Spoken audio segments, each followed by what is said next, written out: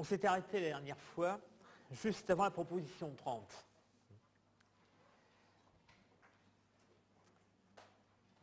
Alors, dans les propositions 30 à 32, Spinoza va prendre en vue la question de l'entendement et de la volonté. Vous remarquerez que ainsi, d'une certaine façon, éthique 1 se termine, ou se termine presque, comme se terminera éthique 2. Puisque éthique 2 s'achève également sur des considérations sur l'entendement et la volonté, simplement plutôt du côté humain, et ici plutôt du côté divin.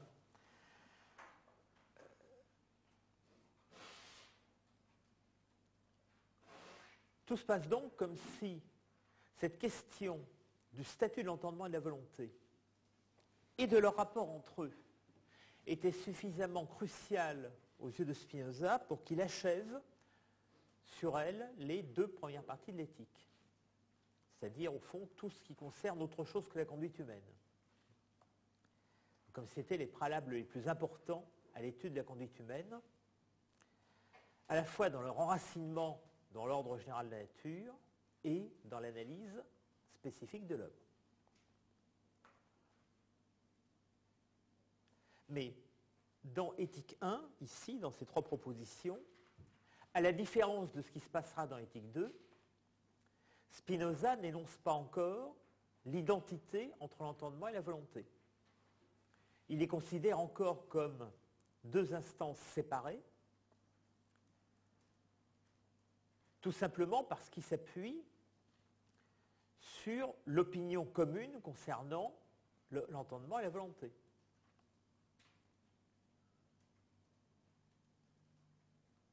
Bien sûr, il commence déjà à modifier cette opinion commune, notamment en ce qui concerne la volonté, mais il semble admettre qu'au moins provisoirement, la distinction qu'on fait habituellement entre l'entendement d'une part, le fait de comprendre, et la volonté, alors non pas le libre arbitre, mais le fait de vouloir, a un certain fondement dans deux aspects différents, deux dimensions différentes de ce qu'il reconnaîtra plus tard, la fin éthique 2, comme une seule instance. Donc il ne se contredit pas de la fin éthique 1 à la fin éthique 2, simplement pour l'instant il étudie deux aspects différents dont il nous dira plus tard que c'est la même chose. Alors, autre remarque à faire avant de commencer, j'ai dit qu'il s'agissait ici de l'entendement divin par opposition à ce qui sera dit dans éthique 2. Effectivement, le raisonnement porte sur l'entendement divin, mais Spinoza prend bien la peine de nous dire que tout ce qu'il dit, c'est valable pour un entendement fini ou pour un entendement infini. Donc en fait, le raisonnement porte sur l'un et l'autre. Simplement, le lecteur serait plus facilement prêt à admettre du côté de l'homme ce que dit Spinoza ici, et refuserait de l'admettre du côté de Dieu, d'où l'insistance de la démonstration. Alors, les propositions 30 et 31 vont aborder la question de l'entendement, la proposition 32, la question de la volonté. Et le corollaire, enfin le deuxième corollaire de la proposition 32 résumera l'acquis concernant l'un et l'autre. Donc, on commence ce parcours, proposition 30. Un entendement actuellement fini ou actuellement infini, actu finitus ou actu infinitus, doit comprendre les attributs de Dieu et les affections de Dieu et nulle autre chose. Alors, que veut dire actu, en acte, actuellement? Spinoza le précisera dans le scoli de la proposition suivante. Bon, donc on peut le laisser de côté pour l'instant. En tout cas, ce qui sera clair, c'est que actu, ce n'est pas le contraire de potentia, ce n'est pas en acte par opposition en puissance. Alors, que veut dire cette proposition 30 ? Un entendement actuellement infini ou actuellement infini doit comprendre les attributs de Dieu et les affections de Dieu et autre chose. Le nul autre chose, ce sont évidemment les possibles. C'est-à-dire des choses qui ne sont ni des attributs de Dieu, ni des modes,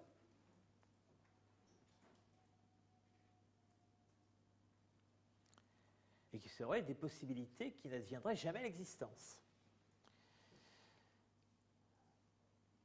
Il faut remarquer il faut faire deux précisions pour comprendre exactement la teneur de cette limitation. Ici, Spinoza dit bien affectiones, les affections de Dieu, donc les modes. Il ne dit pas les affections actuellement existantes. Donc, un entendement peut aussi comprendre des affections qui sont nécessaires, mais qui n'existent pas à ce moment-ci de la durée. Elles font partie des modifications de Dieu aussi. Donc ça ne veut pas dire qu'un entendement, et notamment un entendement fini, ne peut comprendre que ce qui existe au moment où il réfléchit.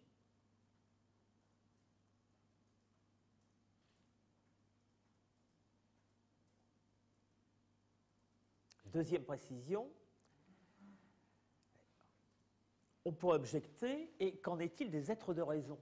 Puisqu'après tout, les êtres de raison, ce ne sont pas des attributs divins, et ce ne sont pas non plus, au moins à première vue, des affections de Dieu. Ce ne sont pas des modifications. Un être de raison, c'est chose qui est dans l'entendement, sans avoir de correspondant dans la nature.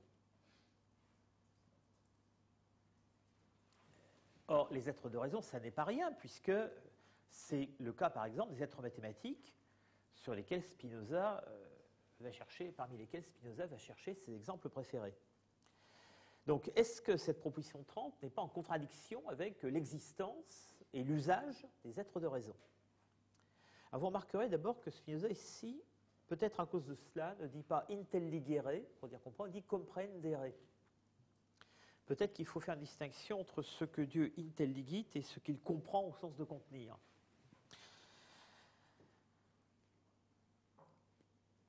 Mais surtout, je crois que la réponse à cette objection, c'est que les êtres de raison, dans la mesure où ce sont des abstractions, ils sont bien abstraits de quelque chose.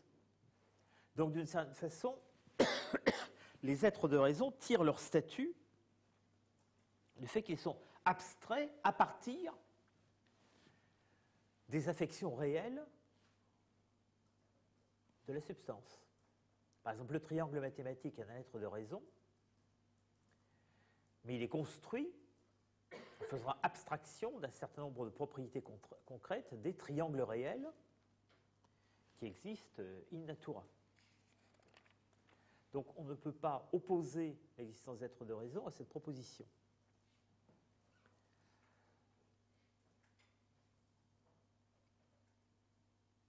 Alors, remarquez encore, puisque je soulignais le fini ou infini, qu'on est ici exactement dans une situation théorique opposée aux antipodes de celle que Spinoza imaginait dans le Scoli de la proposition 17.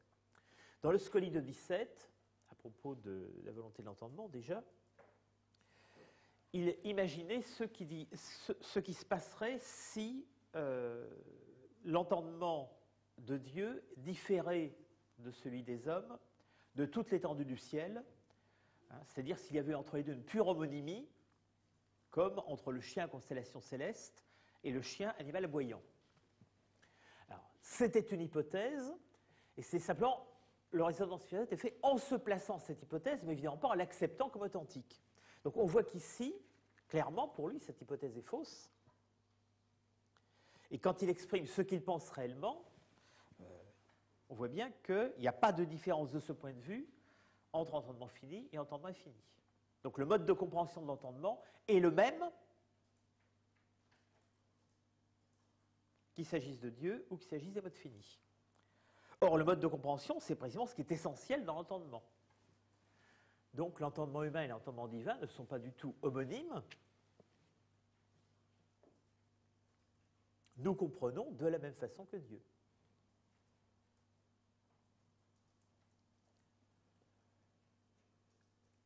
Alors, regarde maintenant la démonstration de cette proposition 30. Je cite la traduction à Pune. Une idée vraie doit s'accorder avec l'objet dont elle est l'idée. Axiome 6, exact, c'est une citation de l'axiome. Mais apparemment, l'axiome 6 ne suffit pas, puisqu'il faut le retraduire pour pouvoir enclencher la démonstration. Alors, hoc est, c'est-à-dire, ut per se notum, comme il est connu de soi, ce qui est contenu objectivement dans l'entendement doit être nécessairement donné dans la nature.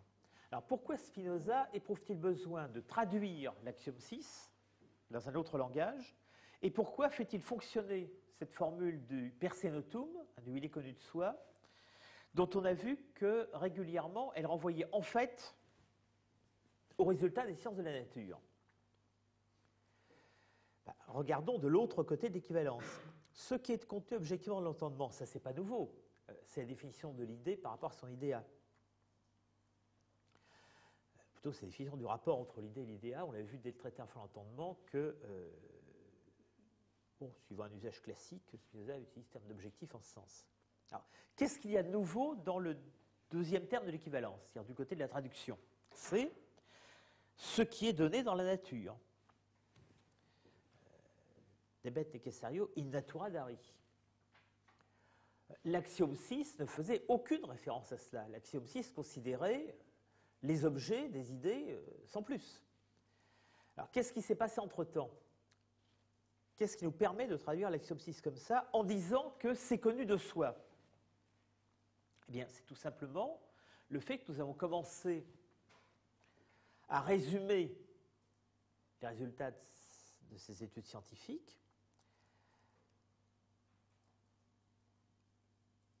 dans l'horizon de la causalité, dans l'horizon de la productivité divine,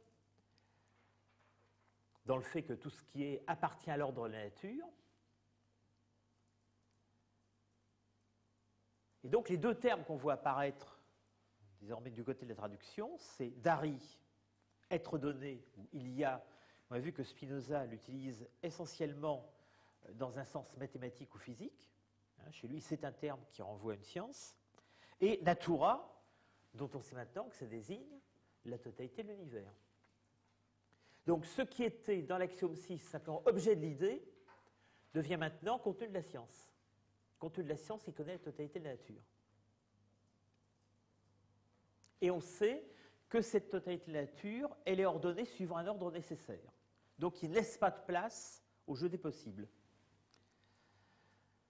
Donc maintenant, l'axiome 6 peut être traduit, grâce à tout ce qui s'est passé entre-temps, et ce qui montre bien une nouvelle fois que per se notum ne renvoie pas à une évidence simple. Il peut être traduit d'une façon qui renvoie justement à ces résultats de sciences de la nature, donc à l'impossibilité qu'existe quelque chose dans l'entendement, que soit compris quelque chose dans l'entendement, qui ne serait pas Dieu, ses attributs, ses modes. Puisqu'on va immédiatement enclencher la démonstration. Or, il n'est donné dans la nature qu'une substance unique, et il n'est pas d'autres affections que celles qui sont en Dieu, et qui ne peuvent sans Dieu être conçues. Donc, du fait que, axiome 6, l'idée correspond à son idéa, du fait que, ut per se notum, l'idéa totale, si je peux dire, c'est l'ensemble de l'ordre de la nature et rien d'autre, eh bien, l'entendement ne peut rien comprendre que l'ordre de la nature et rien d'autre. Maintenant, pour passer à la proposition 31, qu'est-ce que l'entendement? Puisque maintenant qu'on a dit ce qu'il comprenait, il faut se demander ce qu'il est. L'entendement en acte, donc toujours actu, toujours la même formule, qu'il soit fini ou infini, toujours même équivalence, comme aussi la volonté, le désir, l'amour, etc., doivent être rapportés à la nature naturée et non à la naturante. Cette proposition, d'une part, utilise le couple naturé-naturante qu'on avait vu surgir dans Ascoli précédemment, et d'autre part,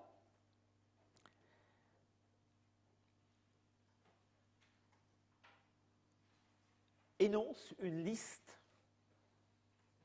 qui se termine par etc.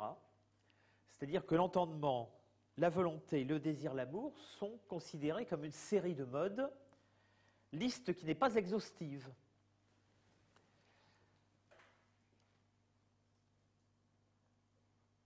Alors, celui de ces modes sur lesquels porte le raisonnement de la proposition, c'est l'entendement.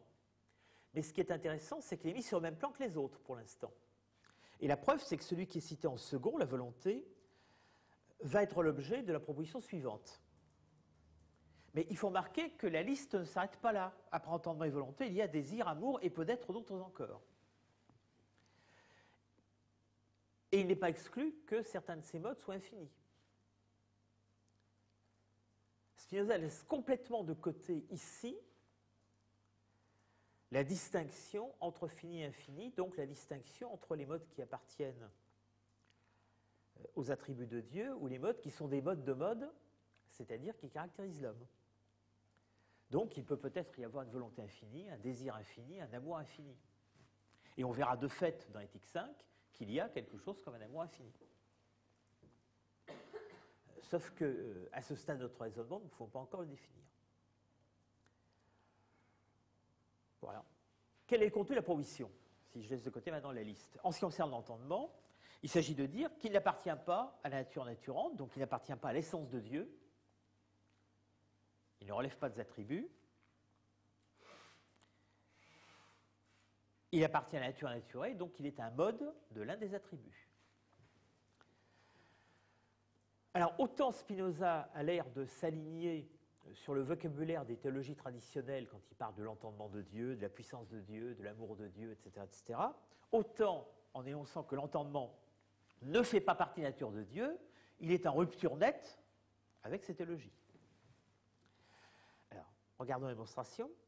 Par entendement, en effet, nous entendons, et de nouveau, ut personentum, comme il va de soi, comme il est connu de soi, non la pensée absolue, mais seulement un certain mode du pensée, lequel diffère des autres, tels que le désir, l'amour, etc., et doit en conséquence être conçu par le moyen de la pensée absolue. Alors, si on regarde de près cette démonstration, on se rend compte que, d'une part, elle s'appuie sur l'idée d'absolu, et que cette idée d'absolu, comme adjectif, qualifie la pensée. C'est-à-dire, apparemment, absolu, ça désigne, dans le vocabulaire Spinoza, ce qui est un attribut, c'est-à-dire ce qui relève de la nature naturante, c'est-à-dire ce qui produit et explique les modes.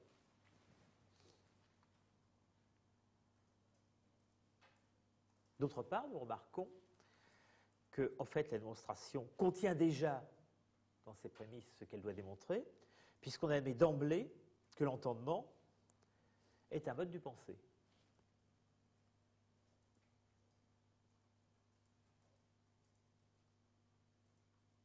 Il est considéré comme étant connu de soi que l'entendement est un mode. Alors pourquoi est-ce que Spinoza nous dit que c'est connu de soi, puisqu'apparemment tout le monde a toujours pensé le contraire, ou pratiquement tout le monde a toujours pensé le contraire. Alors encore une fois, il faut s'appuyer sur ce que nous savons de connu de soi.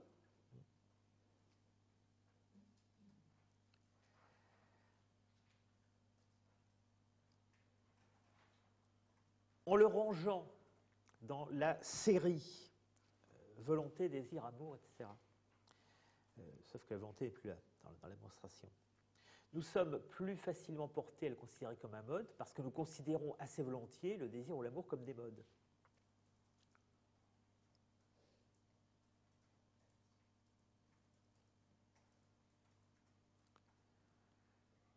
Mais alors, qu'est-ce qui le distingue de la pensée absolue, c'est-à-dire de la pensée en tant qu'elle produit les choses? La réponse, tout ce qui a été dit auparavant sur le fait qu'il n'y a pas d'entendement créateur. Si l'entendement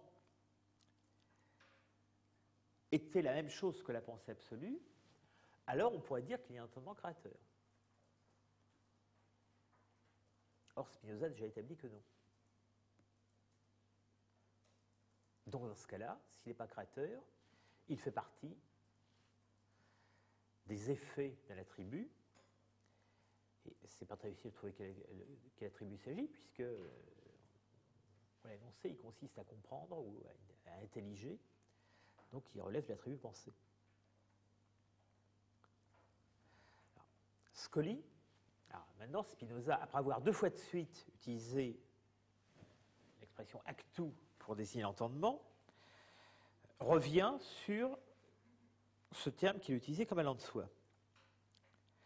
La raison pour laquelle je parle ici d'un entendement en acte n'est pas que j'accorde l'existence d'aucun entendement en puissance, mais désirant éviter toute confusion, je n'ai voulu parler que de la chose la plus clairement perçue par nous, à savoir l'action même de connaître, qui est ce que nous percevons le plus clairement.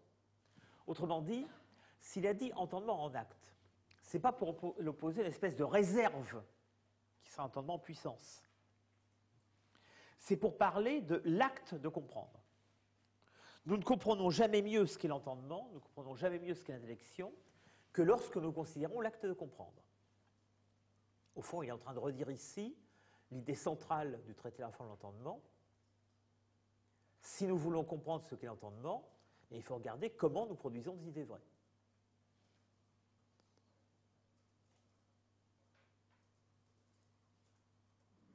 Vous remarquerez d'ailleurs que ces passages de la fin de l'éthique 1 sont à certains égards très proches des thèmes du traité de la réforme de l'entendement. Proposition 32, on passe maintenant du côté de la volonté. Donc, encore une fois, la volonté étant provisoirement considérée comme distincte de l'entendement, ce qui a été dit de l'entendement ne suffit pas pour en traiter. Il faut reprendre la démonstration. Donc, la volonté ne peut être appelée cause libre, mais seulement cause nécessaire. Alors, on retrouve ici la distinction liberté, nécessité, contrainte, où Spinoza va essayer et essaye de faire passer la liberté du côté nécessité et de disjoindre la notion de nécessité et la notion de contrainte, comme il le fait depuis les premières définitions. Donc,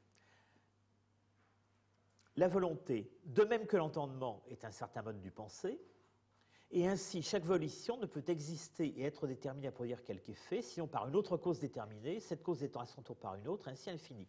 Autrement dit, chaque volition, chaque acte de volonté est pris dans la série de la causalité transitive qui est l'ordre de la nature. Donc chaque volonté a une cause et elle a des effets. Ainsi, Spinoza ne dit pas du tout que la volonté est quelque chose d'illusoire. Il la regarde bien ici en tant qu'elle produit réellement des conséquences. Mais ces conséquences, elle ne les produit pas par un effet de libre arbitre, elle les produit parce qu'elle tire elle-même sa ratio d'une cause précédente. Autrement dit, la puissance infinie de Dieu se manifeste dans chaque volition particulière à travers le système des causes. Donc la volonté n'est pas absolument créatrice d'un nouvel univers.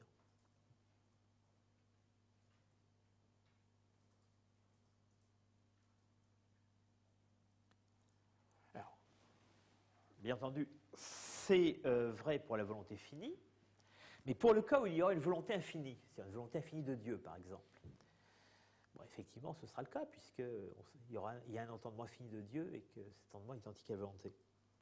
Mais supposons un instant une volonté infinie de Dieu sans nous demander si elle est identique à l'entendement infini ou non.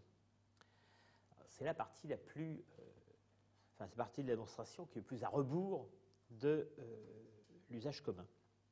Que si une volonté est supposée infinie, elle doit aussi être déterminée à exister, à produire quelque effet par Dieu, non en tant qu'il est une substance absolument infinie, mais en tant qu'il est un attribut qui exprime l'essence absolue éternelle de la pensée.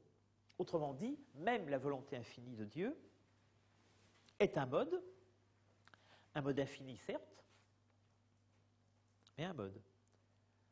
Donc il est causé non pas par un autre mode fini comme le sont les modes finis, mais il est causé directement par la pensée, par l'attribut pensée.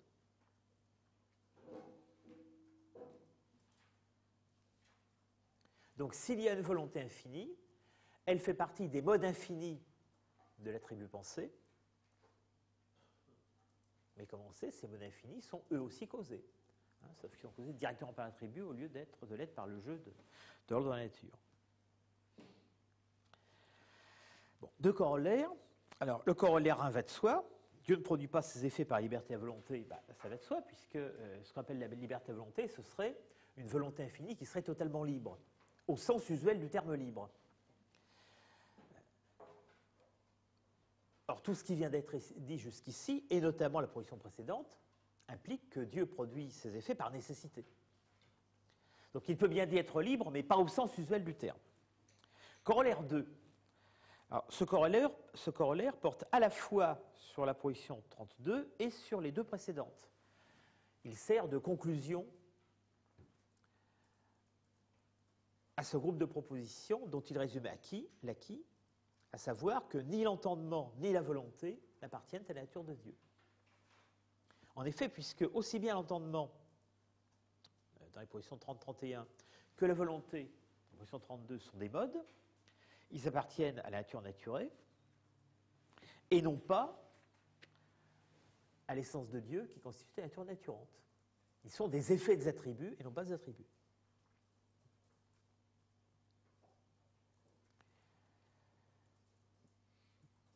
Ils sont donc, au mieux, des modes infinis. C'est ce que dit la dernière phrase. La volonté, donc, n'appartient pas à la nature de Dieu plus que les autres choses de la nature, mais soutient avec lui les mêmes relations que le mouvement et le repos. Donc, ce que sont le mouvement et le repos dans l'ordre de l'étendue, l'entendement et la volonté le sont dans l'ordre de la pensée, c'est-à-dire des modes infinis. Donc, ils ne sont pas réductibles aux modes finis. C'est au contraire à travers eux que se réalise la productivité de l'attribut, mais ils sont des modes néanmoins.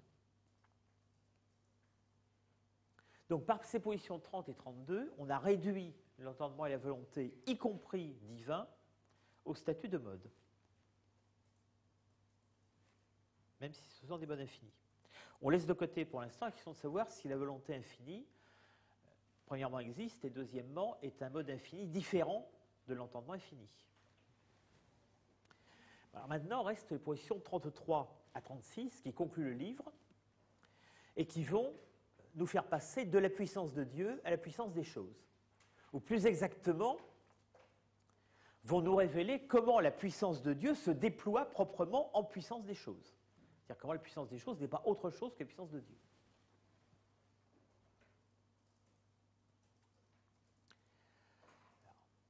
Proposition 33. Les choses n'ont pu être produites par Dieu d'aucune manière autre et dans aucun ordre autre que de la manière et dans l'ordre où elles ont été produites.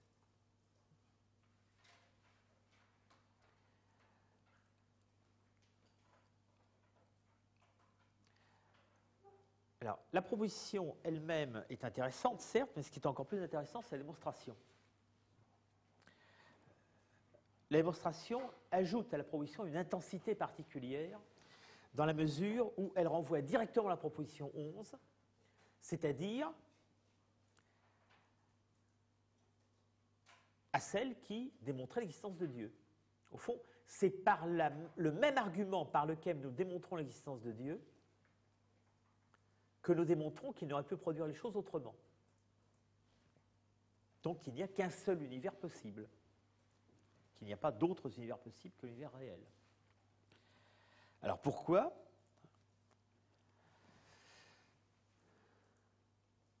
Je lis la fin de la démonstration. Si des choses d'une nature différente avaient pu être ou être déterminées à produire quelque effet d'une autre manière, de façon que l'ordre de la nature fût autre, Dieu pourrait être aussi d'une nature autre.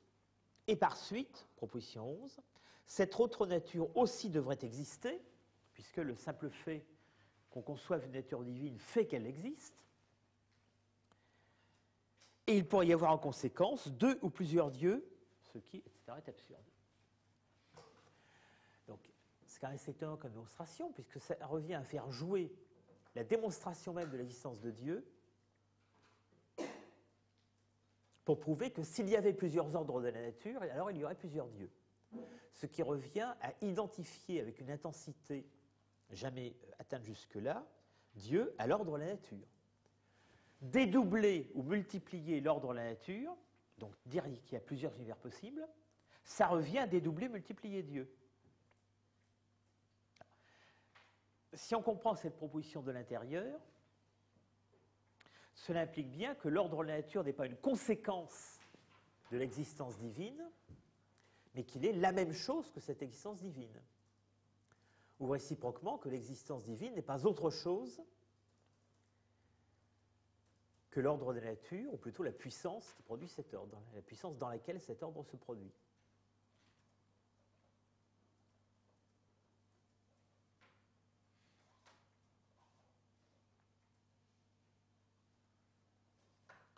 Alors le premier scoli en tire la conséquence évidente, puisqu'il n'y a qu'un seul ordre de la nature, puisque tout est nécessaire, à ce moment-là, il n'y a pas de possible ou de contingent. Alors là aussi, ça nous rappelle des choses du traité de la fin de l'entendement.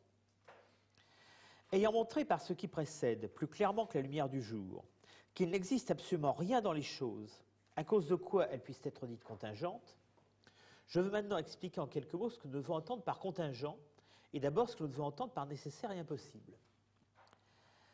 Alors, premièrement, nécessaire et impossible. Une chose est dite nécessaire, soit par rapport à son essence, soit par rapport à sa cause. Car l'existence d'une chose suit nécessairement ou bien de son essence, c'est le cas de la nature naturante, ou bien de sa cause, c'est le cas des modes, de sa définition, ou bien d'une cause efficiente donnée. C'est pour les mêmes causes qu'une chose est dite impossible, donc elle est impossible, ou bien en effet parce que son essence ou définition enveloppe une contradiction, c'est le cas du cercle carré, ou de la chimère, ou bien parce que nulle cause extérieure n'est donnée qui soit déterminée de façon à produire cette chose. C'est-à-dire que dans l'ordre de la nature, il y a des choses qui pourraient être produites par telle cause particulière, mais cette cause particulière n'existant pas actuellement, leurs conséquences n'existent pas. Alors qu'en est-il de la contingence dans ce cas-là? Comment dans un univers aussi fermé, où il y a d'un côté la nécessité par soi, de l'autre la nécessité par autre chose, et enfin l'impossibilité, où est-ce qu'il reste sur une place pour la contingence? Il n'en reste aucune. Alors est-ce qu'on peut encore donner un sens au mot contingence? Réponse, in natura, dans l'ordre des choses, absolument aucun. Le mot contingence ne peut avoir de sens que pour nous. Contingence, ça veut simplement dire que nous ignorons la cause, et non pas qu'il n'y en a pas. Je cite la fin du Scoli. Pour nulle autre cause maintenant, une chose est dite contingente, sinon eu égard à un manque de connaissance en nous. Car une chose dont nous ignorons que l'essence enveloppe contradiction, ou de laquelle nous savons qu'elle n'enveloppe aucune contradiction sans pouvoir rien affirmer avec certitude de son existence, parce que nous ignorons l'ordre des causes, une telle chose, dis-je, ne peut jamais nous apparaître ni comme nécessaire ni comme impossible, et par suite nous l'appelons possible ou contingente. Alors vous remarquez que brutalement, la fin du Scoli identifie le possible et le contingent. Toutes les distinctions traditionnelles qu'on fait entre les deux n'ont pas de sens du point de vue qui est celui de Spinoza ici. Aussi bien possible que contingent renvoie non à une indétermination dans l'ordre des choses, puisque tout est déterminé, mais à une méconnaissance de cette, ou une ignorance de cette indétermination dans notre entendement. Donc dans les choses, il n'y a que du nécessaire en soi, du nécessaire par autre chose, de l'impossible. Dans notre connaissance, il y a ces trois choses-là. Nous savons que Dieu est nécessaire en soi, nous savons que tel événement dont nous connaissons la cause est nécessaire par les causes transitives, nous savons que le cercle carré est impossible. Et puis, il y a une quatrième catégorie, c'est-à-dire des choses dont nous ignorons quelle est la cause, et pour cela, elle nous apparaît comme contingente. Donc, contingent au possible aboutit effectivement à désigner quelque chose, mais le désigner du point de vue de notre ignorance. Il ne reste donc aucune place pour l'indétermination dans l'ordre de la nature. Alors, à quoi ce Scoli doit-il nous faire penser? Réponse, très simplement, on l'a étudié un peu auparavant, au paragraphe 53 du traité de la réforme de l'entendement. Je lis ce paragraphe. J'appelle impossible une chose dont la nature implique qu'il est contradictoire qu'elle existe. Bon, c'est exactement ce qui vient d'être dit là. Nécessaire, une chose dont la nature implique qu'il est contradictoire qu'elle n'existe pas. Possible, une chose dont l'existence, par sa nature même, n'implique aucune contradiction, qu'elle existe ou n'existe pas, mais dont la nécessité ou l'impossibilité d'existence dépend de causes que nous ignorons aussi longtemps que nous formons la fiction de son existence. C'est dans le chapitre sur la fiction. Donc, c'est bien, aussi bien dans la réforme de l'entendement que dans l'éthique 1, notre ignorance qui donne un sens au mot contingent et au mot possible. Alors maintenant, si nous allons regarder au début d'éthique 4, lorsqu'il s'agira non plus de s'interroger sur l'ordre de nature en soi, mais sur les règles de l'action humaine. C'est-à-dire, qu'est-ce que nous faisons, soit dans la dimension des servitudes, soit dans celle des libertés. À ce moment-là, Spinoza mettra en place une autre considération du possible, qui ne renversera pas celle-ci, mais qui servira à nous faire comprendre le champ et les limites de notre action. Mais remarquez que même à ce moment-là, le mot contingent ne désignera toujours pas quelque chose de positif. Le mot possible gagnera une sorte de détermination positive relative du point de vue de l'action, ce qui n'est pas envisagé ici, parce que ce n'est pas le problème. Le mot contingent enverra toujours à notre ignorance. Scollie 2. Cette fois, Spinoza va entreprendre une assez longue discussion avec ceux qui ont une autre conception de la perfection divine que la sienne. L'essentiel de cette discussion va être mené avec ceux qui insistent sur la liberté divine conçue comme libre arbitre. C'est-à-dire pour qui la perfection de la liberté divine implique que Dieu a une faculté de choix entre des possibles et qu'il choisit d'une façon totalement libre, totalement arbitraire entre eux. Alors, on peut, si on veut, illustrer une telle position par celle de Descartes, même si dans le détail, la position de Descartes est plus compliquée.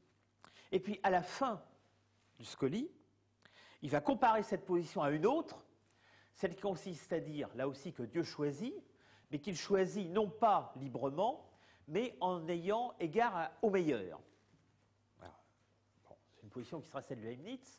Évidemment, pour des raisons chronologiques, ce n'est pas Leibniz que pense Spinoza, mais simplement cette position leibnizienne a été précédée dans l'histoire de la philosophie par toute une série de rationalismes théologiques. On pourrait dire qu'il y a toute une sorte de platonisme théologique qui dit que Dieu a égard au bien, et en conséquence que Dieu prend ses décisions, choisit entre des possibles, en fonction de l'idée du bien. Donc, dans cette conception, il y a l'idée du bien, et il y a ensuite le choix de Dieu. Ou si on préfère, la sagesse de Dieu considère l'idée du bien, et la volonté divine fait passer à l'existence ce qui est le meilleur. Bon, cette position s'oppose évidemment à la position indexée par celle de Descartes, où Dieu choisit d'une façon totalement libre entre des possibles, au moins totalement libre de notre point de vue. Alors, le paradoxe, c'est qu'en un sens, Spinoza va passer tout le Scollie pratiquement à réfuter la première conception, et dès qu'il aura fini cette réfutation, en quelques lignes, il dira que finalement, certes elle est fausse, mais elle est quand même moins fausse que l'autre. Autrement dit, tout l'effort de la démonstration vise à réfuter celui dont Spinoza se sent, sinon le plus proche, du moins le moins éloigné. Face aux tenants d'un rationalisme théologique, face à ceux pour qui Dieu agit en fonction de l'idée du bien, Spinoza se sent quand même plus proche des cartésiens. Parce que les cartésiens n'introduisent pas quelque chose à l'égard de quoi Dieu devrait se déterminer. Donc, au fond, on a trois définitions possibles de la puissance divine, de la perfection divine. La perfection comme nécessité, c'est la position de Spinoza. La perfection comme libre arbitre, c'est la position cartésienne. Et la position comme détermination par le bien, c'est le rationalisme théologique qu'illustrera Leibniz. Alors, je vais commenter le Scollie en entier parce que ces démonstrations sont un peu retorses. Il suit clairement de ce qui précède que les choses ont été produites par Dieu avec une souveraine perfection, puisqu'elles ont suivi nécessairement d'une nature donnée qui est parfaite au plus haut point. Donc la production divine est parfaite parce que la nature divine est parfaite, et ces deux perfections sont reliées par la nécessité. Et on bien pas de place pour un libre arbitre. Et par là, aucune perfection n'est imputée à Dieu, car c'est sa perfection même qui nous a contraints à l'affirmer. Alors pourquoi il prend la peine de dire aucune imperfection n'est attribuée à Dieu? Tout simplement parce que pour l'image habituelle qu'on a de Dieu, un Dieu qui ne choisit pas, alors peu importe s'il choisit de façon cartésienne, de façon leibnizienne, un Dieu qui ne choisit pas, ça nous semble un Dieu imparfait. Dans l'idée usuelle de Dieu, la perfection semble liée au pouvoir de choisir. Si on dit que Dieu est soumis à la nécessité, On a l'impression, enfin c'est un argument traditionnel, qu'un Dieu sous la nécessité n'est plus un vrai Dieu. Alors, tout l'effort de Spinoza ici consiste à retourner cette proposition et à dire qu'au contraire, non, c'est parce que Dieu vit dans le règne de la nécessité qu'il est parfait. Et que c'est l'absence de nécessité qui est l'imperfection. C'est bien mieux. C'est de l'affirmation contraire qu'il suivrait que Dieu n'est pas souverainement parfait. Autrement dit, c'est de l'affirmation suivant laquelle Dieu aurait pu produire le monde autrement, qu'on pourrait déduire qu'il est imparfait. Car si les choses avaient été produites d'une autre manière, il faudrait attribuer à Dieu une autre nature, différente de celle que la considération de l'être parfait au plus haut point nous oblige à lui attribuer. Autrement dit, quand nous comprenons réellement ce qu'est la perfection, si nous voulons attribuer la perfection à Dieu, nous devons lui attribuer la nécessité. Si une fois qu'on a admis cela, on veut dire que Dieu a produit les choses autrement, à ce moment-là, il faut le concevoir autrement que nécessaire, c'est-à-dire autrement que parfait. Autrement dit, si on veut donner à Dieu le libre arbitre, il faut lui donner l'indétermination. Or, l'indétermination, c'est l'imperfection. Il faut lui donner un pouvoir de contingence, et pour qu'il y ait ce pouvoir de contingence, il faut qu'il y ait une sorte de contingence en lui. Bon. Seulement, Spinoza se rend compte que la plupart de ses interlocuteurs, en tout cas ne va pas accepter une telle définition. Alors, il va procéder autrement dans ce Scoli. Je ne doute pas que beaucoup ne repoussent d'abord cette manière de voir comme une chose absurde et ne consentent même pas à l'examiner. Et cela pour cette seule raison qu'ils ont accoutumé d'attribuer à Dieu une liberté de toute autre sorte que celle que nous avons définie, à savoir, ils lui accordent une volonté absolue. Et je ne doute pas non plus que, s'ils veulent méditer sur ce sujet et examiner loyalement la suite de démonstration, ils le rejettent entièrement, non seulement comme chose futile, mais comme un grand empêchement à la science, cette sorte de liberté qu'ils attribuent à Dieu. Donc, s'ils comprenaient vraiment ce qu'est la perfection, s'ils comprenaient vraiment ce qu'est la liberté, c'est-à-dire pas la liberté absolue au sens où ils l'entendent de libre arbitre, mais la nécessité interne, ils finiraient par se ranger à notre point de vue. Mais peu importe, on ne va pas essayer dans le Scoli de les convaincre de cet argument-là, on va au contraire se placer de leur point de vue à eux. Donc, ici commence le deuxième moment du Scoli. Admettons que Dieu soit cause libre. Donc, en leur faveur cependant, je montrerai encore que même en accordant que la volonté appartient à l'essence de Dieu, donc en accordant que Dieu est cause libre, il ne suit pas moins de sa perfection que les choses n'ont pu être créées par Dieu d'aucune autre manière dans aucun autre ordre. Autrement dit, si Dieu est cause nécessaire, donc si la liberté de la volonté n'appartient pas à son essence, il y a une seule nature possible, mais même si on admet que la liberté appartient à l'essence de Dieu, donc que Dieu est cause libre, eh bien néanmoins, là aussi, il n'y a pas d'autre nature possible. Donc au fond, Spinoza accepte une concession théorique provisoire et essaye de montrer que même si on accepte cette concession, elle est énorme, elle revient à se placer dans un univers cartésien. Eh bien même dans cet univers cartésien, on est amené à accepter l'idée d'unicité de la nature, donc à rejeter l'idée de possible. Alors, avant de rentrer dans ce raisonnement, il faut remarquer qu'au fond, c'est comme ça qu'on passe du cartésianisme au spinozisme. C'est en faisant jouer à fond une des possibilités du cartésianisme, c'est-à-dire tout ce qui dans le cartésianisme pourrait pousser à l'idée de nécessité, qu'on sort du cartésianisme pour devenir spinoziste. Donc, il ne faut pas prendre cette hypothèse comme simplement un jeu de l'esprit, où Spinoza dit, dans mon hypothèse, voilà ce que ça donne, et dans l'hypothèse inverse, ça donne la même chose. Il faut voir qu'en fait, cette hypothèse supposée, provisoirement, c'est l'acte de transition du cartésianisme au spinozisme. Et c'est sur des arguments de ce type que, après l'apparition de l'éthique, pendant un demi-siècle, les théologiens orthodoxes vont accuser Descartes de conduire à Spinoza. C'est-à-dire toute l'astuce consiste à remarquer qu'il y a dans le cartésianisme des éléments qui, si on y insiste suffisamment, amènent, comme malgré eux, l'idée de nécessité. Et c'est évidemment ça qui va, à la fin de ce Scoli, faire dire à Spinoza qu'il est plus proche de cette position, bien qu'il la réfute, que de la position de Dieu soumis au bien. Donc regardons l'argumentation. Premier rang de l'argumentation. Il sera facile de le montrer si nous avons égard en premier lieu à ce qu'eux-mêmes concèdent, à savoir qu'il dépend du seul décret et de la seule volonté de Dieu que chaque chose qui est soit ce qu'elle est. S'il en était autrement, en effet, Dieu ne serait pas cause de toute chose. Donc, les volontaristes, disons, on ne va pas dire les cartésiens, ceux qui expliquent Dieu d'abord par sa volonté. Les volontaristes, comme nous, pensent que Dieu est cause de toute chose. Au fond, toutes les religions monothéistes et toutes les philosophies qui essayent d'en rendre compte pensent Dieu comme cause de toute chose. C'est ce que veut dire l'idée de Dieu créateur.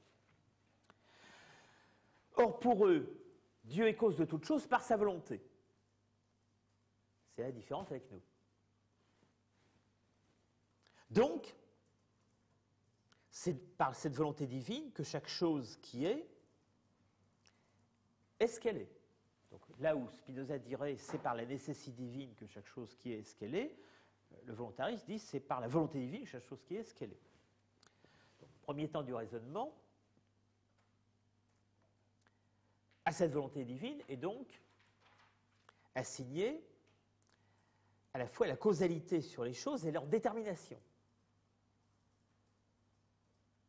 Donc, Spinoza est en train ici de réintroduire l'idée d'ordre de la nature, mais cette fois à partir de la volonté divine.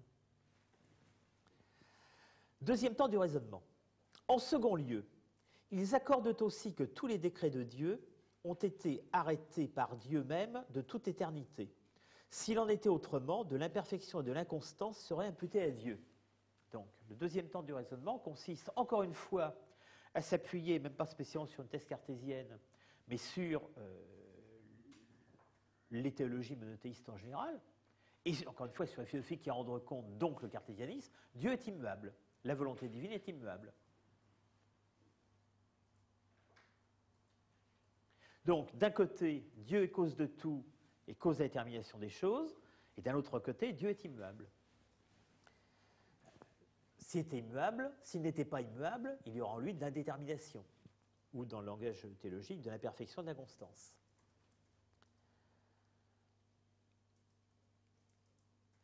Troisièmement, du raisonnement, ici il n'y a plus de traduit mal,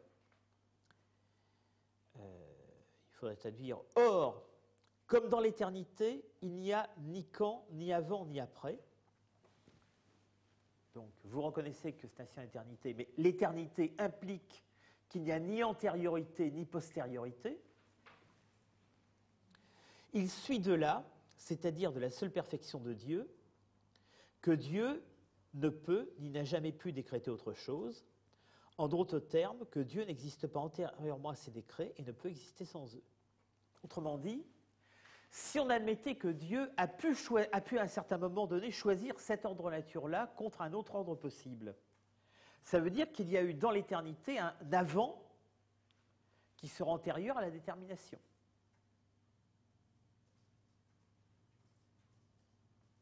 Donc c'est en insistant, alors apparemment, on pourrait dire c'est en insistant sur le caractère non temporel de l'éternité, sur son caractère de perpétuité, que Spinoza obtient cet effet de raisonnement. En réalité, c'est parce qu'il applique ce refus de l'antériorité et de la postériorité à l'idée de détermination. Sans ça, ça ne marcherait pas. Donc, vous dites que tout dépend de la volonté divine,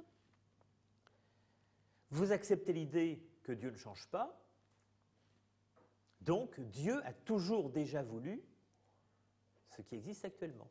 Donc, il n'y a jamais eu de moment antérieur où Dieu aurait choisi entre différents possibles.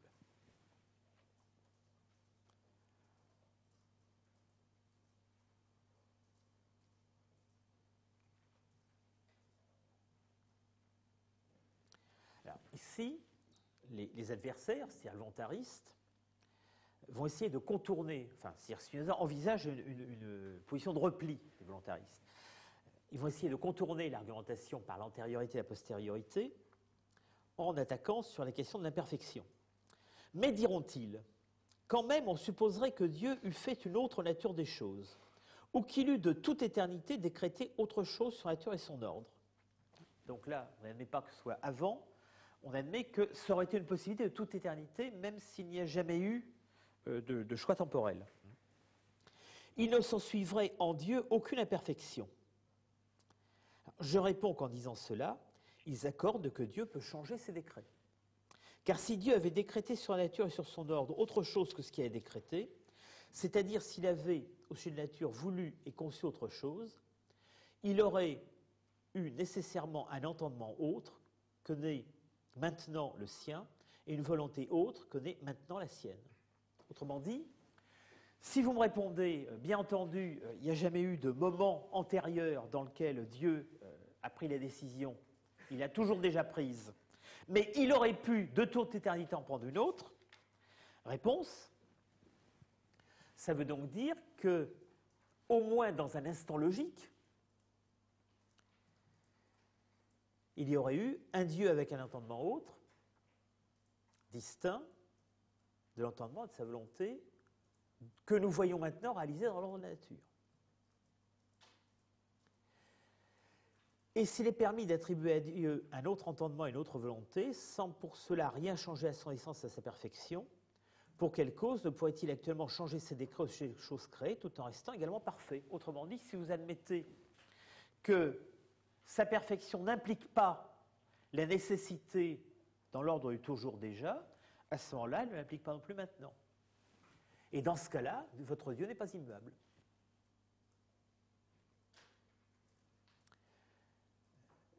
Car de quelque façon qu'on les conçoive, son entendement et sa volonté, concernant les choses créées, soutiennent toujours le même rapport avec son essence et sa perfection. Autrement dit, ou bien vous cédez sur la question de liberté à volonté, ou bien vous cédez sur la question de l'immutabilité divine.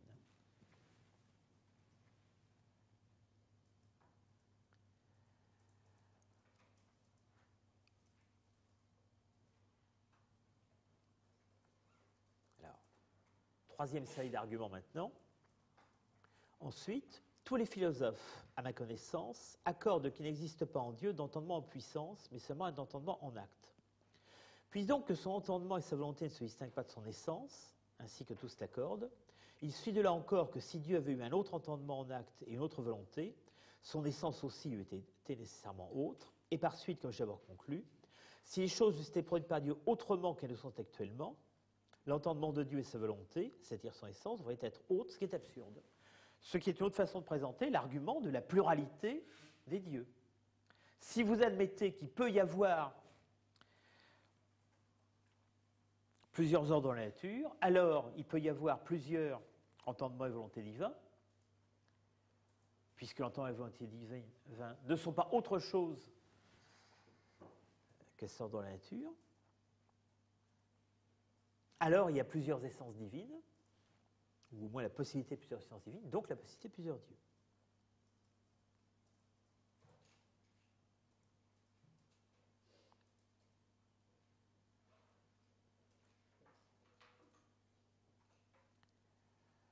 Alors, maintenant, Spinoza va prendre en vue l'autre objection, et de fait, il est toujours dans la discussion avec Cartésien, parce qu'on va voir que cette objection revient en fait à traduire en langage cartésien quelque chose qui est précisément un des énoncés les plus fermes du spinozisme. Au fond, il imagine en face de lui un cartésien qui lui dit « J'ai bien compris une de vos thèses principales, mais je la traduis en mon langage à moi, je vous l'objecte. » Je lis le texte. « Puisque les choses, donc, n'ont pu être produites par Dieu d'aucune autre manière et dans aucun autre ordre. » C'est ce qu'on commence à savoir, il n'y a qu'une seule nécessité. Et que la vérité de cette proposition est une conséquence de la souveraine perfection de Dieu, nous ne nous laisserons certes jamais persuader que Dieu n'a pas voulu créer toutes les choses dont son entendement a l'idée, avec autant de perfection qu'il s'en trouve dans les idées. On objectera qu'il n'y a dans les choses ni perfection ni imperfection, ce pourquoi elles sont dites parfaites ou imparfaites et bonnes ou mauvaises, dépendant uniquement de la volonté de Dieu. Alors, qu'il n'y ait dans les choses elles-mêmes aucune perfection ou imperfection, c'est-à-dire que l'idée de parfait soit un être de raison, c'est une des thèses classiques de Spinoza. Le bien et le mal, le parfait et l'imparfait, sont des jugements que nous prononçons et non pas une caractéristique des choses. Alors, un cartésien qui lit cette thèse spinoziste se demande d'où vient, alors aux choses, la perfection, sinon pas en elle-même.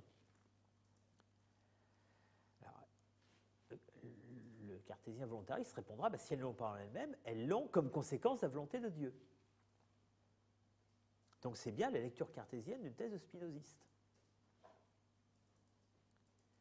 Donc on objectera qu'il n'y a dans les choses ni perfection ni imperfection, ce pourquoi elles sont dites parfaites ou imparfaites et bonnes ou mauvaises, dépendant uniquement de la volonté de Dieu. D'où suit que si Dieu l'eût voulu, il eût pu faire que ce qui est actuellement perfection fût une extrême imperfection et vice-versa. Bon, là, c'est une thèse classique de la théologie volontariste, bien avant Descartes.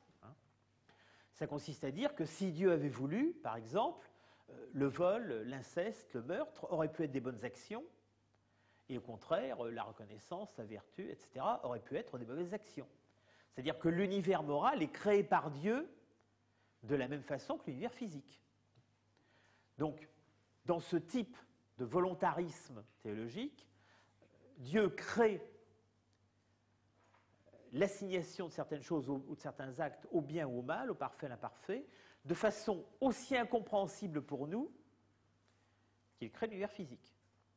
Et bien entendu, une fois qu'il l'a créé, il en est ainsi. C'est-à-dire, cette tradition de volontarisme, il ne s'agit pas de dire que maintenant, pour nous, les choses sont indifférentes. Ça veut dire qu'elles étaient indifférentes pour Dieu, mais qu'une fois que Dieu a pris la décision, elles ne le sont plus du tout. Donc, maintenant que Dieu a dit que le meurtre, le vol, l'inceste, c'était pas bien, de fait, ça n'est pas bien. Mais ça n'est pas bien en soi, c'est pas bien parce que Dieu l'a voulu. Voilà, une série d'exemples bibliques classiques qui servent à illustrer cette thèse. Et naturellement, en face de cette thèse-là, vous avez la thèse rationaliste, non moins traditionnelle, qui consiste à dire que même si Dieu, on trouve la formule chez Guardamini ou chez Grotius pour les fondements du droit, même si Dieu n'existait pas, ou même si Dieu, ce qui ne peut se dire c'est un crime horrible, avait voulu le contraire, le bien est le bien, et donc certaines choses seraient interdites et d'autres seraient obligatoires. Donc, on a bien, pour les rapports entre le bien et le mal, la perfection et l'imperfection d'un côté, la volonté divine de l'autre, deux thèses traditionnelles. La thèse volontariste, la thèse rationaliste. Celle qu'envisage Spinoza ici, c'est bien la thèse volontariste. Celle à laquelle, finalement, ses lecteurs attachent Descartes.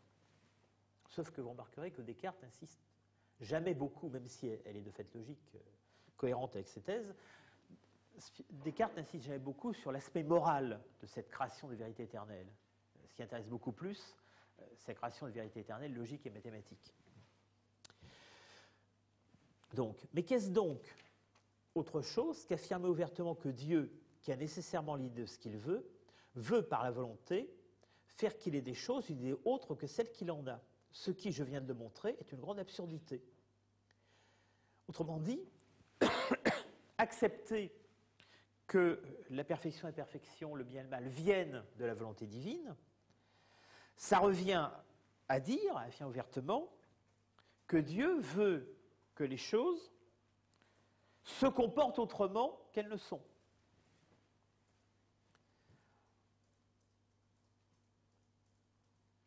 Alors, le nœud de cet argument, c'est évidemment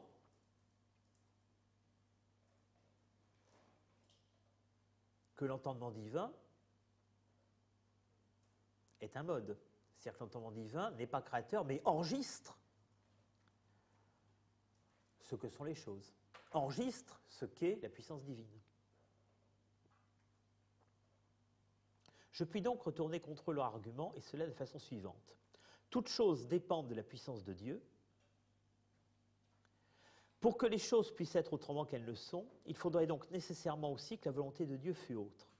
Or, la volonté de Dieu ne peut être autre, comme nous venons de montrer qu'il suit la faction 2 avec la dernière évidence, donc les choses aussi ne peuvent pas être autrement. Une nouvelle fois, vous remarquez dans tous ces arguments, finalement, c'est la même constante, c'est que l'immutabilité, conçue comme caractéristique majeure de la perfection divine, est jouée systématiquement, dans tous ces arguments, contre la possibilité d'un autre ordre des choses. Si les choses pouvaient être autrement, c'est que Dieu ne serait pas immuable ou c'est qu'il y aurait plusieurs dieux. Ce qui finalement n'est pas très différent. Donc, à chaque fois que Spinoza semble faire une concession aux volontaristes, d'une certaine façon, il annule cette concession en insistant sur quelque chose qu'ils ne peuvent pas ne pas reconnaître, à savoir l'immutabilité divine.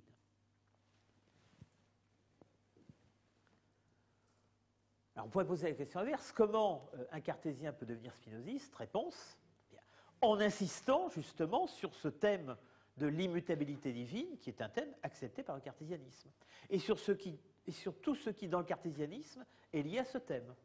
Par exemple, la création continuée. Alors maintenant vient la toute dernière partie de ce scoli, celle où, après avoir réfuté les volontaristes, Spinoza leur donne relativement raison. Il va dire, certes, tout ce qu'ils disent est faux, et je viens de le démontrer, mais c'est quand même moins faux que le rationalisme théologique. C'est quand même moins faux que la position consiste à dire que Dieu a égard au bien. Donc, dire que Dieu crée le bien, c'est faux, mais c'est moins faux que dire que le bien préexiste à Dieu. Donc, je reconnais que cette opinion, qui soumet tout à une volonté divine indifférente, et admet que tout dépend de son bon plaisir,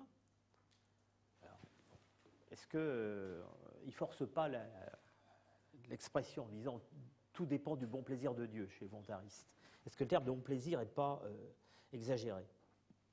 Non, il y a des lettres de Descartes et Mersenne qui disent vous pouvez proclamer que Dieu, la volonté de Dieu est comme la volonté des rois, etc. etc. C'est-à-dire que la métaphore du bon plaisir ou de la volonté royale est également chez Descartes, par exemple. Donc je reconnais que cette opinion, qui soumet tout à une volonté divine indifférente et admet que tout dépend de son bon plaisir, s'éloigne moins de la vérité que cette autre consistant à admettre que Dieu agit en tout en ayant égard au bien. Alors maintenant, voilà la réfutation des autres. Car ceux qui la soutiennent, donc ceux qui pensent que l'idée du bien est antérieure, au moins logiquement, à la volonté divine, car ceux qui la soutiennent semblent poser en dehors de Dieu quelque chose qui ne dépend pas de Dieu, donc cette idée du bien, et à quoi Dieu a égard comme un modèle dans ses opérations, ou à quoi il tend comme vers un but déterminé.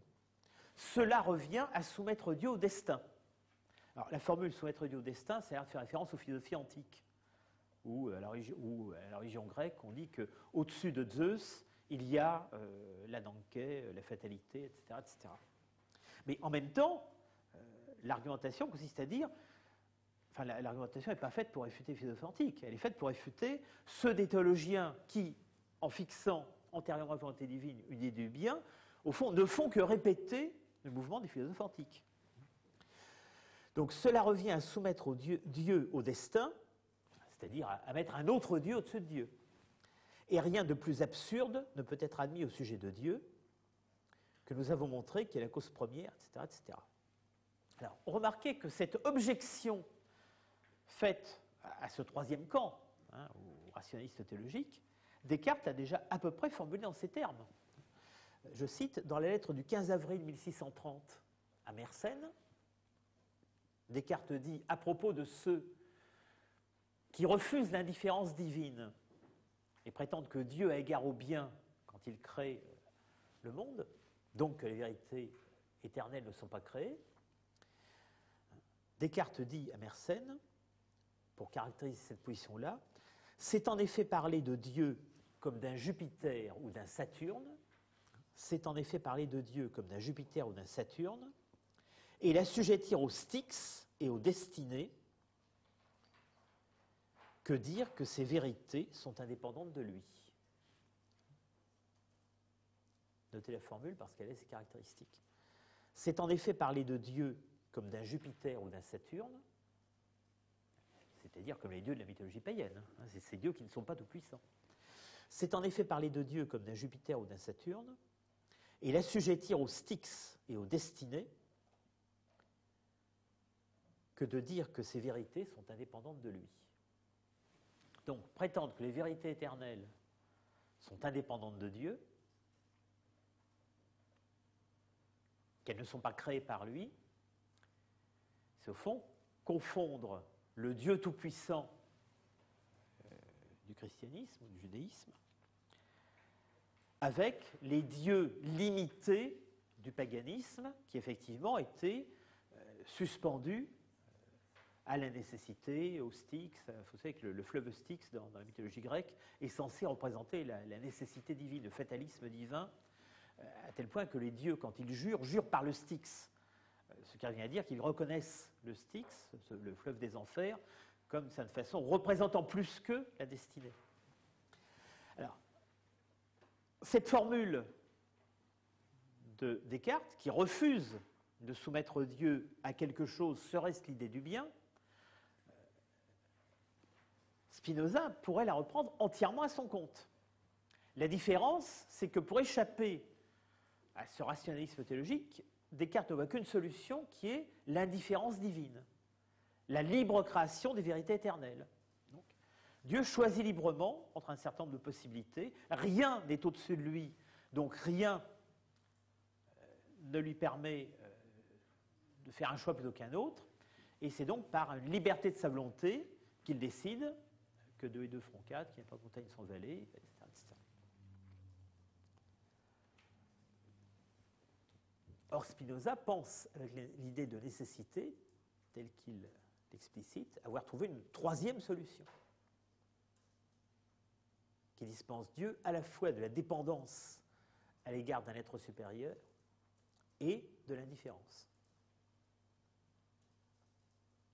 Donc, le point, enfin j'y insiste lourdement parce que je crois que c'est très important, le point où Spinoza se sent le plus proche de Descartes, c'est finalement que Descartes a essayé de penser la toute-puissance divine.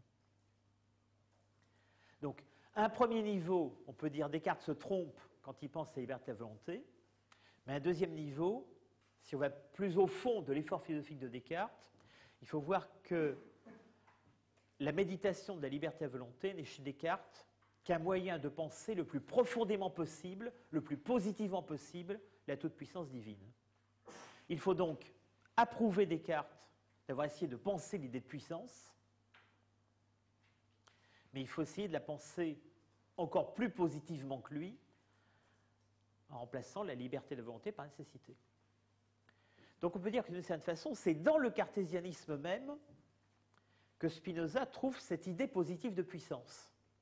Descartes a commencé à dépouiller l'idée de puissance des attributs mythologiques ou de la conception simplement négative qu'on en trouvait dans la tradition philosophique.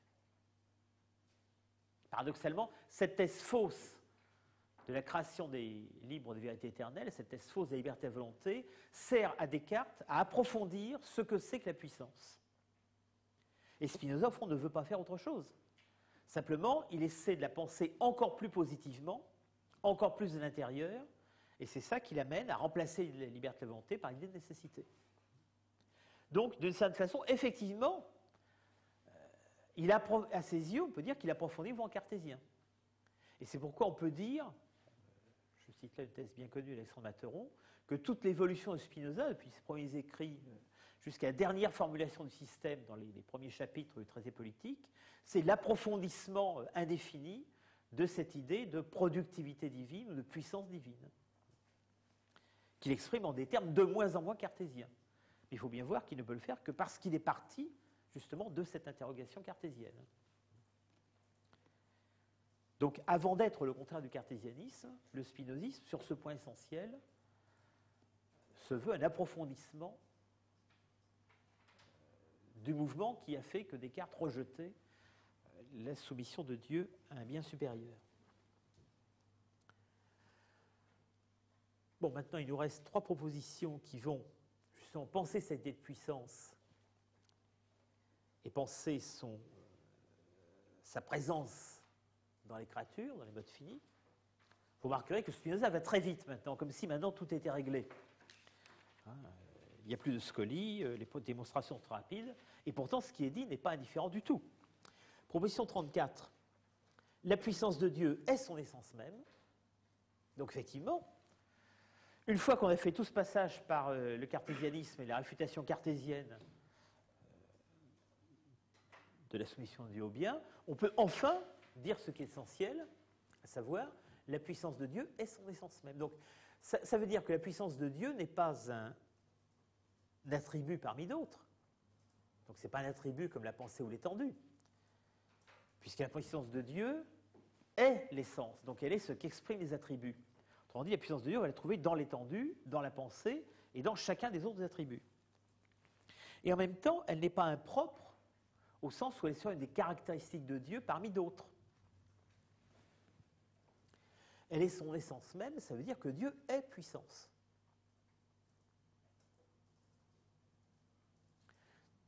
Alors, on pourrait dire que les religions ont toujours, enfin au moins les religions modernes ont toujours dit que Dieu était puissant et même tout puissant. Mais il faut bien voir, c'est que ici, Spinoza ne dit plus que Dieu est puissant. Il dit que Dieu est puissance. Il n'utilise plus l'adjectif, il utilise directement le substantif. C'est-à-dire, en quoi consiste Dieu? Dieu consiste en sa propre puissance. Donc la puissance n'est pas une caractéristique de Dieu, elle est ce qui est le cœur le plus intime de l'essence divine. Donc au fond, si nous n'avions pas toutes les limitations de notre entendement, nous pourrions arriver à l'île de Dieu simplement en méditant sur des puissances. Ou pour le dire autrement, le Dieu de l'éthique, ça n'est pas autre chose que la notion de puissance, entendue comme productivité des choses, sans aucune limitation.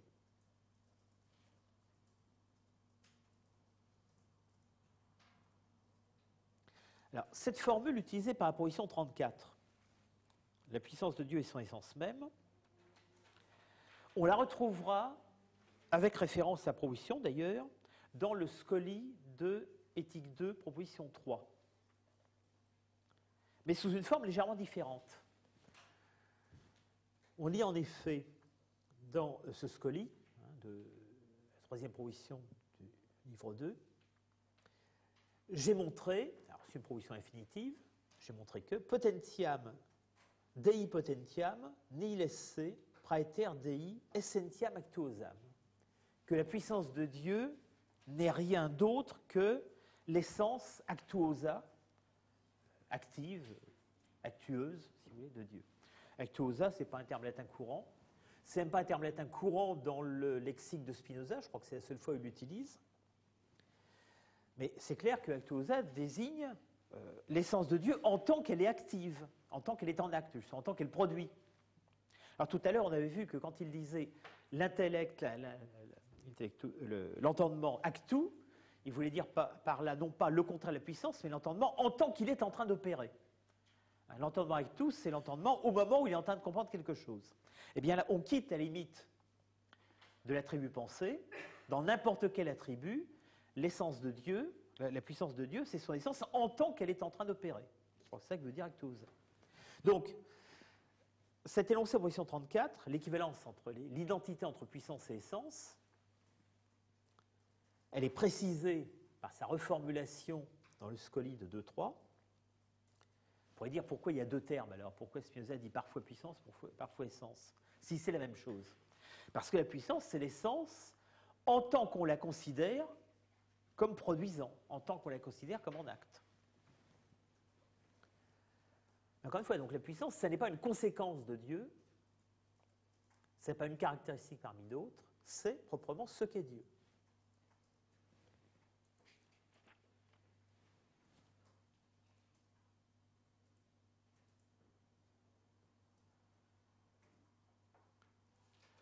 Proposition 35. Tout ce que nous concevons qui est tout pouvoir de Dieu est nécessairement.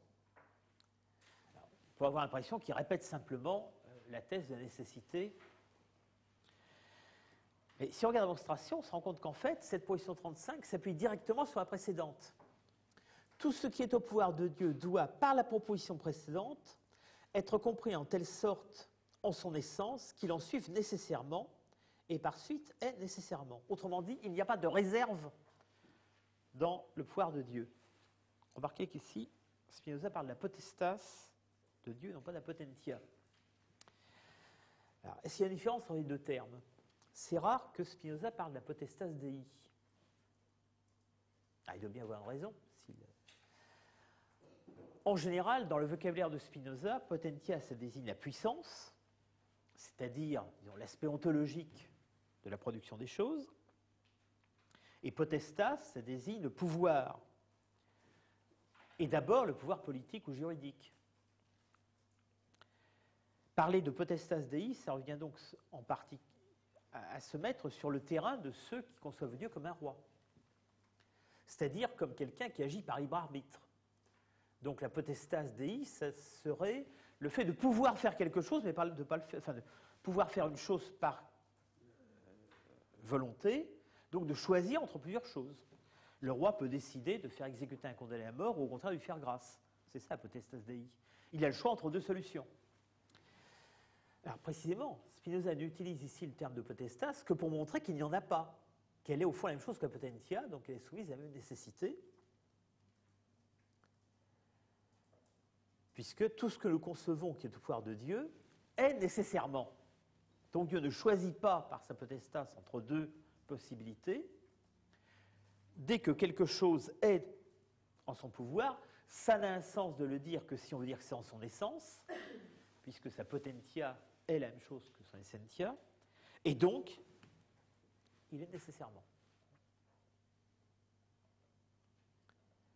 Autrement dit, cette occurrence de l'idée de potestas à la fin de Éthique 1 n'est là que pour la nier, c'est-à-dire pour réduire la potestas à potentia.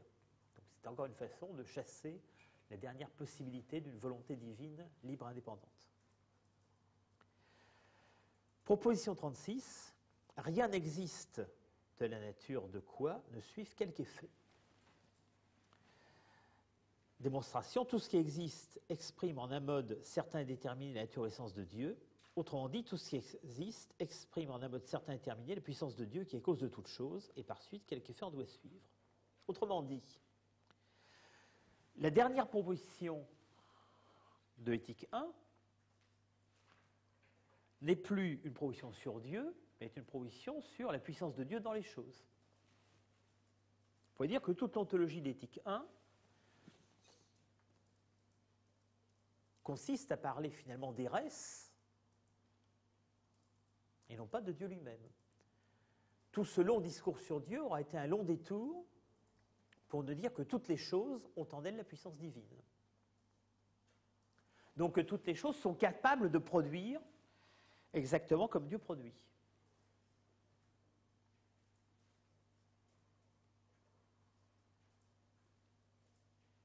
Donc, puisque l'essence de Dieu est puissance et que toutes les choses sont des modes de cette essence de Dieu, sont des modes de Dieu, alors toutes les choses sont d'une certaine façon aussi puissance. Simplement, elles ne sont pas toutes puissantes parce que chacune ne l'est que d'une façon certaine et déterminée.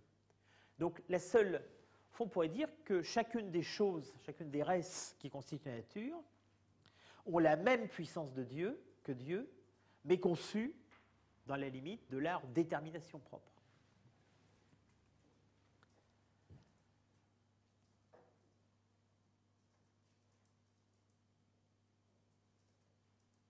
Alors, je sors un instant du lexique de Spinoza. Vous savez qu'on a inventé, enfin c'est Hollande, on a inventé à la fin du XVIIe siècle l'expression de panthéisme, et que dans la suite de la philosophie, on l'a beaucoup attribué à Spinoza. Alors, on peut toujours, si on veut. C'est vrai que tout est en Dieu, que Dieu est tout, etc., etc. Un niveau très vague, c'est pas faux de parler de panthéisme à propos de la philosophie de Spinoza, tout en étant conscient premièrement, qu'il n'utilise jamais ce terme, tout simplement parce que ce terme n'existe pas au moment où il écrit, et deuxièmement, que ce terme n'a de valeur que parce qu'il est vague, que dès qu'on essaye de préciser un peu, on est obligé de l'abandonner. Alors, si on veut entendre le panthéisme, comme on l'a très souvent fait en parlant de Spinoza, comme voulant dire qu'au fond les choses ne sont rien, qu'elles n'ont pas d'autonomie, que tout est en Dieu, ce qui veut dire que tout ce qui n'est pas Dieu n'est rien. À ce moment-là, c'est un vrai contresens. Le fait, justement, que cette proposition 36 vienne couronner livre 1, ça montre au contraire que si on peut utiliser le terme panthéisme, c'est dans le sens exactement inverse. C'est-à-dire que toutes choses sont Dieu. Il ne faut pas simplement que Dieu est toute chose. Que toutes choses sont Dieu, c'est-à-dire qu'en toute chose, il y a la productivité divine. Donc que toutes choses, au fond, ont la même dignité que Dieu. Donc toute l'ontologie du livre 1 aboutit à reconnaître à chaque chose de la nature le pouvoir de produire. Chaque chose est la source d'effets, de conséquences, exactement comme les dieux. Simplement, chaque chose ne produit que certaines conséquences, que certains effets, parce que chaque chose a sa singularité, son individualité, qui sont indiquées par la formule un mode certain et déterminé de la nature ou de l'essence de Dieu. Autrement dit, on peut utiliser l'idée de panthéisme, le terme panthéisme, à condition, premièrement, de ne pas nier la singularité des choses, puisque la singularité est assurée par Carto et Determinato Modo, et deuxièmement, de bien voir qu'au fond, tout l'effort Spinoza, c'est de penser comment la singularité de chaque chose est productive. Donc, en un sens, on peut dire que le spinozisme, surtout tel qu'il se présente dans Éthique 1, c'est un effort pour penser la singularité des choses individuelles. C'est un effort pour penser comment chaque chose individuelle, comment chaque chose singulière est productive. Comment chaque chose singulière peut engendrer des effets. Et comment pour elle, être, c'est avoir des effets.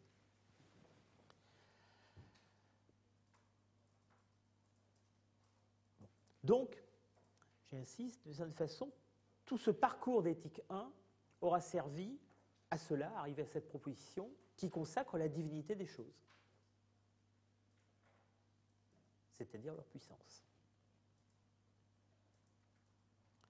Alors que tout cela soit passé par la construction d'une idée de Dieu qui reprend certains termes ou certaines notions courantes des théologies et philosophies traditionnelles, mais qui les transforme profondément de l'intérieur,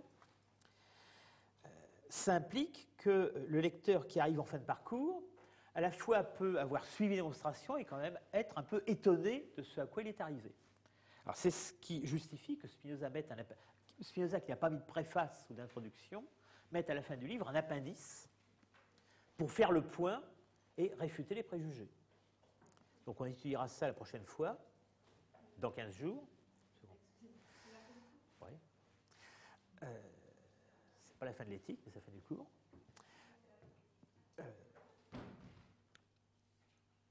Donc la prochaine fois, on verra comment dans cet appendice, Spinoza, au fond, relie à l'envers la réfutation des préjugés qui permet de comprendre le parcours positif. Voilà, donc à la prochaine fois.